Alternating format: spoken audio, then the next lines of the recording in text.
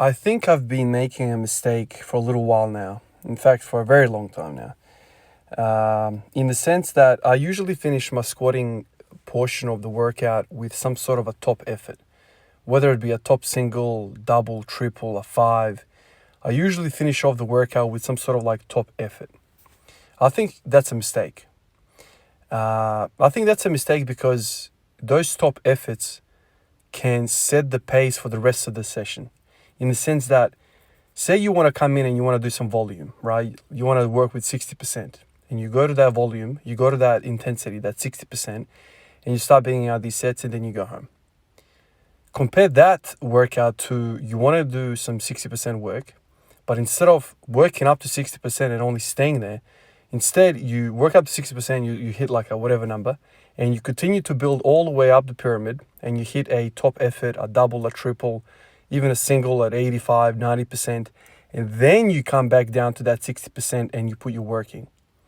I think when you come back down, I think when you do back off sets, it is much, much better because you kind of recruit all of your muscle. You with that top, single, double, triple, or whatever, when you handle heavy weight, it does something to our central nervous system. It does something, we recruit a lot more motor neuron fibers. And then when we come down to that 60%, that 60% work becomes more evolving. It's almost like we use more muscle fibers. The weight becomes lighter. We use more muscle, and that 60% becomes much more valuable. That's what I did this morning, man. I worked up to, I wanted to just work with 100 kilos today. That's all I really wanted to do. Yesterday and the day before, I kind of worked quite hard and, woke up this morning feeling quite tight and sore and whatever. And I thought, okay, let's just work up to 100 kilos and I'll do like 5 sets of 10 there or something like that. So I work up and I ended up doing 4 sets of 10. And then this thought occurred to me. Why don't I go back up the pyramid? Worked up to 180 for one. And when I came back down, that 5th set of 10 with 100 kilos just felt massively different. I felt like I grew another leg and it felt like the weight was just on another level. Now, you can accelerate that weight faster or you can control that weight better. So this is the thing when we work with more muscle fibers. Yeah, you can accelerate that thing. You can throw it. It's very light compared to the 180 I just did. Or you can take that 100 kilos and you can kind of, how should I say it, muscle it, control it, play with it, almost like manhandle that portion of the lift, like that 90-degree knee bend, really show it who's boss. That kind of spurred my thought about, maybe I should have done 1 set of 10 on the way up, and then on the way back down, I should have done 4 sets of 10 if my goal was to do 5 sets of 10 all up. It's an interesting thought. Made me kind of think all the way back for all these days that I've kind of worked out, even beyond the Squat Everyday program. Most of the time I would finish off with a top effort, so I would, if I wanted to do volume, I would do, on the way up, I would do a whole bunch of stuff. Occasionally I would do back off sets. I remember when I first started the Squat Everyday program, when I was following the Matt Perryman, kind of ideas and the Bulgarians, the way they did it, they would, do some back off work. But I've gone away from that for a very, very long time. And now I've kind of seen that really the back off work is exactly what the whole thing is about. And if you can sort of set yourself up, if you can turn the engines on, if you can, light your central nervous system up and then go do your meat and potatoes of the workout, it just changes everything, man. Your body ends up preparing itself for a much, much bigger fight than you end up, going into. And that, succeeding fight, that back off set or back off sets end up being so much more valuable. It's interesting. I think it's a purely muscle stimulation idea. So maybe I'll go back to that. I think I will because it just felt a whole lot different. That 4 sets of 10 was completely different. Like, it's 4:30 in the morning, 5 o'clock in the morning, I started working out.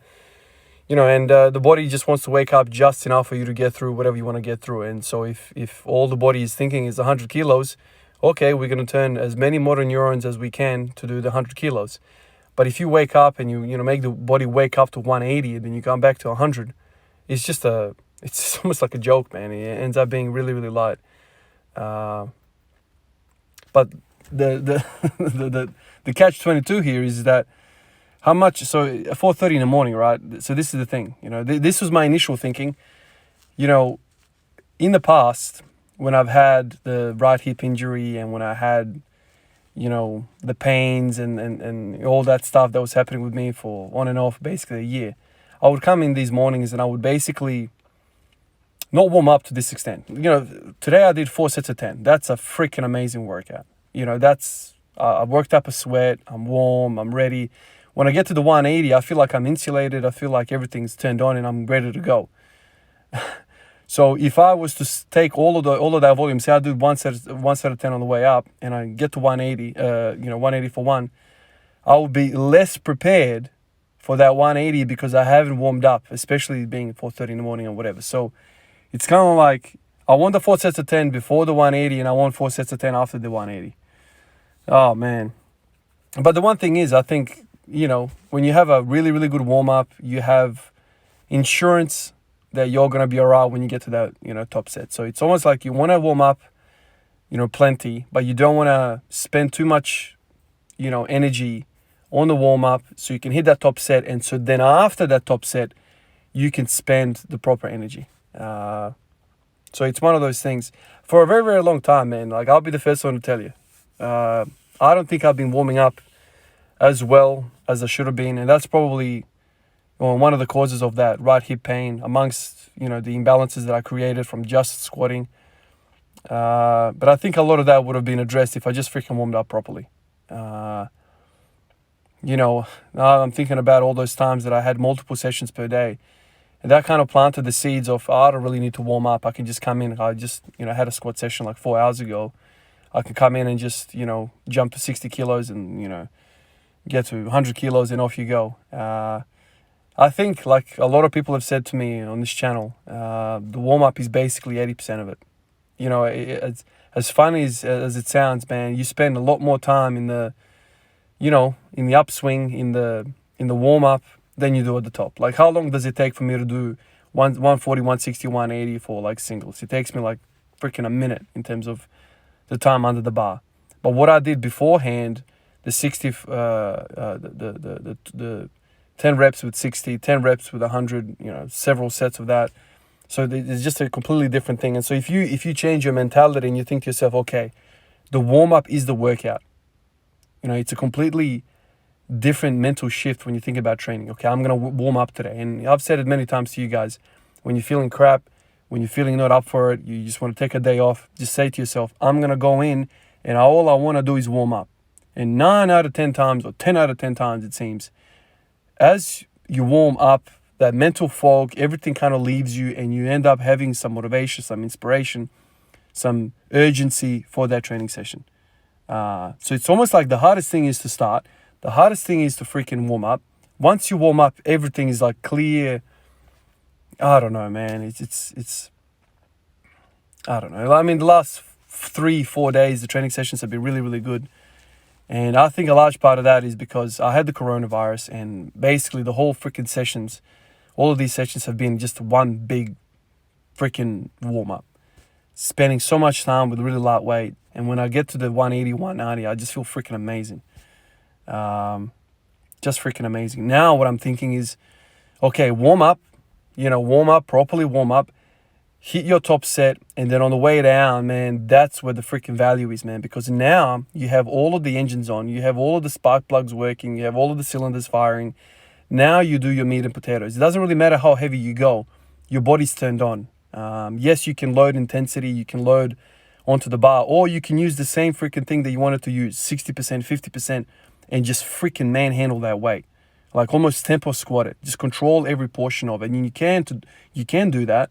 Because you can afford, you've got all these resources now because you're freaking turned on. Everything's on. Anyway, guys, let me get out of here, shower, and go to work. And I'll catch you guys in the next one. I want to thank everyone on the Patreon list, Instagram, and on the comments. Appreciate you guys. I'll catch you in the next one. Peace out.